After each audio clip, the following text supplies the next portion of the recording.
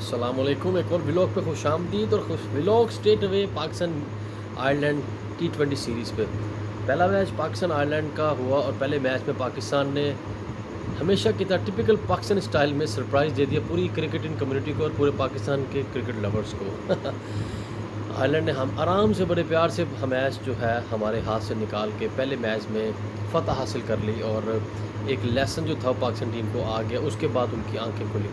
पहले मैच पर अगर छोटी सी उसकी समरी को मैं डिस्कस कर लूँ तो मैं ये कहूँगा कि साय मजूब नो डाउट अच्छे प्लेयर हैं, लेकिन ये सारा कसूर ऑफिशियल्स का है, मैनेजमेंट का है कि उसको बता ही नहीं रहे कि how to play at international level पे कैसे खेला जाता है, इंटरनेशनल लेवल पे कैसे रन्स बनाए जाते हैं। वहाँ पे मैन टू मैन इंडिविजुअली एक होमवर्क किया होता है कि कहाँ प्लेयर कौन सा वीक है, कहाँ सा स्ट्रेंथ है और किसको कैसे आउट करना है। लेकिन उस पर साइम अयूब बार बार उसी जगह पे मिड विकेट में डॉन फाइनल एक्सपोज हो गए हैं और मेरा ख्याल है कि अब उनको अब समझ लेना चाहिए कि अगर वो अब समझ रहे हैं कि वर्ल्ड कप की सिलेक्शन के लिए अहल है तो वो क्वेश्चन मार्क आ जाएगा। उसके बाद बात करते हैं मोहम्मद रिजवान की। क्वालिटी एंड अगेन क्वालिटी, कोई शक नहीं बाबर आजम रन्स मशीन है, लेकिन मैं कहूँगा मोहम्मद रिजवान रन्स की प्रॉपर मशीन है। जिस तरह रन्स करने चाहिए मौके पर रन्स करने चाहिए, आंधी हो तूफ़ान हो सोगी वैदी ड्राई कोई भी वेदर हो किसी भी कंडीशन हो, मोहम्मद रिजवान रन्स करने के लिए हर वक्त हाजिर रहते हैं। दरेर प्लेयर और नडर प्लेयर मैं कहूँगा। Very well done Mohammad Rizwan, आपने एक बार फिर पाकिस्तान का नाम ऊंचा किया, पाकिस्तान का परचम नाम रोशन किया माशाल्लाह। Very well done Mohammad Rizwan. उसके बाद बाबर आजम पहले डेफिनेट एक्सपोज हुए और प्रॉपर एक्सपोज हुए और उनको होमवर्क किया हुआ था, साफ नज़र आ रहा था आयरिश बॉलर्स ने, आयरिश कोचेज़ ने, और उस पर वो उनको प्लान करके आउट कर लिया गया। उसके बाद सरप्राइज़ मिल गया, उस्मान खान की जगह फ़खर जमान को चौथे नंबर पर खिलाया गया। उस्मान खान जो हमारे यहाँ पे हमारी होम सीरीज़ न्यूजीलैंड के अगेंस्ट उन्होंने तकरीबन अच्छा परफॉर्म करके जगह बना ली थी, लेकिन एक बार जो पाकिस्तान कल्चरल स्टाइल है कि सरप्राइज़ मिल गया और फ़खर जमान को वहाँ पे जाके चौथे नंबर पे खिला लिया गया और पानी की बोतल थमा दी गई उस्मान खान के हाथ में। और 5वें नंबर पे T20 में क्या कहूँ, क्या स्ट्राइक रेट है, क्या उनकी एवरेज है, या उनके कहूँ कि चलें साफ बात में कहता हूँ नेपोटिज्म, आज़म खान को 5वें नंबर पर जगह मिल गई आने की और उन्होंने पहले मैच में कुछ भी नहीं किया। क्या कह सकते हैं इस पर, नो कमेंट्स। और यही कहूँगा कि अब उनके बाप पुराने फॉर्मर क्रिकेटर हैं तो वो फिर उसी कोटे में कंटिन्यू करी जा रहे हैं। उसके बाद इफ्तिखार अहमद क्वालिटी किंग, उन्हीं की वजह से, उन्हीं की पहले मैच में बैटिंग की वजह से पाकिस्तान लंबा चला गया, वरना 150 पे ही ढेर हो चुके थे। उसके बाद इमाद वसीम, शादाब खान माफ़ी दे दें, अगेन माफ़ी दे दें कि आपकी मेहरबानी है कि आप उसामा मीर एक आउटस्टैंडिंग क्लासी परफॉर्मर बॉलर पे जो एक फॉर्म में चल रहा है उसको बाहर बैठा के उसकी छुट्टी करा के अब आ गए टीम में। वो भी कहूँगा आपकी सिलेक्शन भी आपके ससुर सकलैन मुश्ताक फॉर्मर क्रिकेटर, आज़म खान के father Moin Khan former cricketer.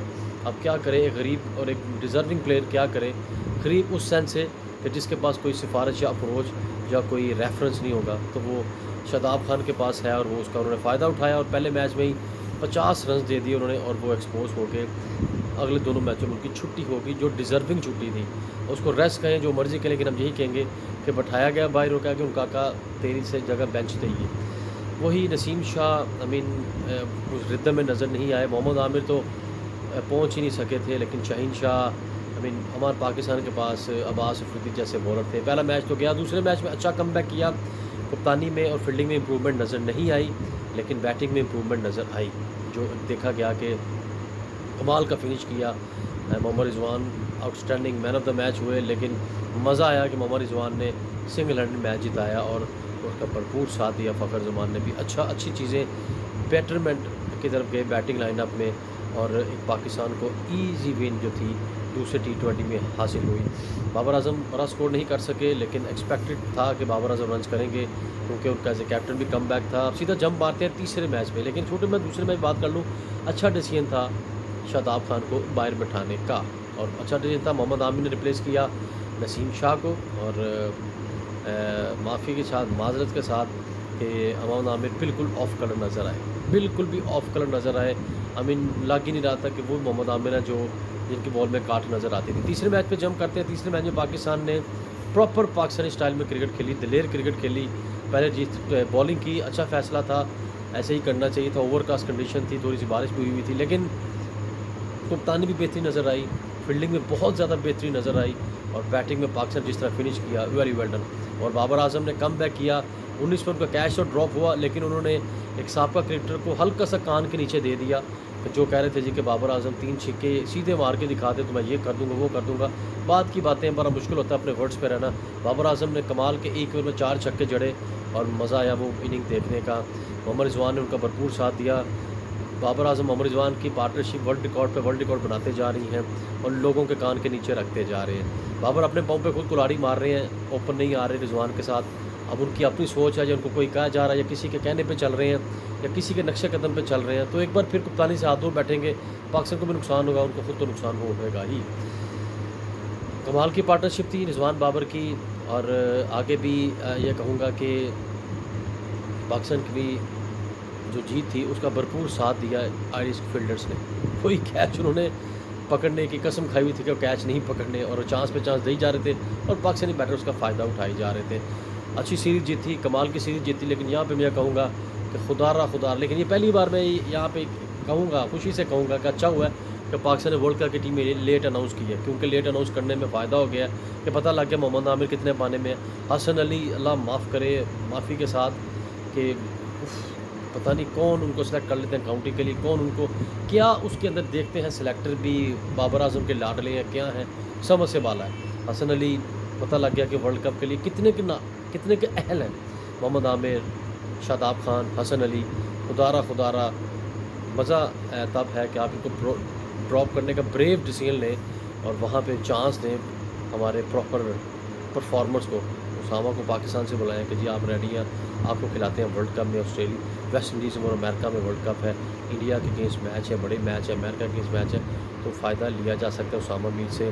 और अब्बास अफरीदी को डेफिनेट कंटिन्यू करना चाहिए, और हसन अली को छुट्टी करा के ज़मान खान को ले आए तो बहुत बेहतरीन मेहरबानी होगी इनकी। लेकिन वही बात आ जाती है कि पाकिस्तान क्रिकेट को बार बार रिपीट करता हूँ, फिर रिपीट करूँगा, नेपोटिज्म और फेवरिज्म ने खाना ख़राब कर दिया है। अगर बाबर इसी तरह रहे तो मेरे ख्याल से उनका ये आखिरी वर्ल्ड कप होगा। टू बी वेरी ऑनेस्ट, लग नहीं रहा कि बाबर सुपरस्टार से लेजेंड की तरफ चल पड़े हैं। स्टार से सुपरस्टार तो बन रहे हैं, लेकिन लेजेंड बनने के लिए आपको ऑनेस्ट होना पड़ेगा क्रिकेट के साथ। क्रिकेट ऐसी गेम है, ऑनेस्टी मांगती है।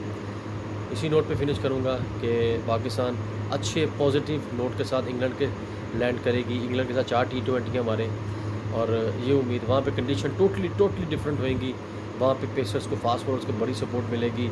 और अब अल्लाह करे कि पाकिस्तान अपने उन प्लेयर्स को खिलाए जो बेंच पे बैठे हैं, ख़ास तौर पर सलमान अली आगा को प्रॉपर चांस दें, और नसीब शाह को 4 के 4 T20 खिलाएँ। वर्ल्ड कप सर पे है, ये कहने के जी हम रेस्ट दे रहे हैं, किस चीज़ का रेस्ट दे रहे हैं? T20 4 ओवर के मैच है, काहदा रेस्ट दे रहे हैं? 4 T20 16 ओवर को उसकी गिनती में आते हैं, एक टेस्ट में 40 ओवर करने पड़ते हैं। काहदा रेस्ट है, की रेस्ट है, कुछ समझ से बाहर है कि हो ही रहा है। नसीम शाह को बुरे मैच खिलाएँ, शाहीन शाह, नसीम शाह, और साथ अगर अब्बास अफरीदी का अच्छा कम्बिनेशन बने, इमाद वसीम तो है ही, साथ उसामा मीर को बुला लिया जाए, इफ्तिखार चाचू को बॉल करें, अगर बाबर आजम को होश के नाखुन लें तो बड़ा अच्छा बॉलिंग अटैक है। बैटिंग में एक कदर चेंज कर लें, बाबर रिजवान ओपन आ जाए तो पाकिस्तान के लिए भी बेहतर, उनके लिए भी बेहतर है। अच्छी सी T20 सीरीज़ देखने को मिलेगी पाकिस्तान इंग्लैंड की, क्योंकि इंग्लैंड भी अपने तमाम प्लेयर हमसाया मुल्क की लीग से बुला लिए हैं, और कह जी आ जाओ भी पाकिस्तान इंग्लैंड की प्रॉपर सीरीज़ होगी, और वर्ल्ड कप से पहले पूरी दुनिया को एक एंटरटेनिंग क्रिकेट देखने को मिलेगी। All the best Pakistan cricket team, England से भी सीरीज़ विन करें और पॉजिटिव और मज़ेदार तरीके से वर्ल्ड कप में एंट्री मारें। All the best.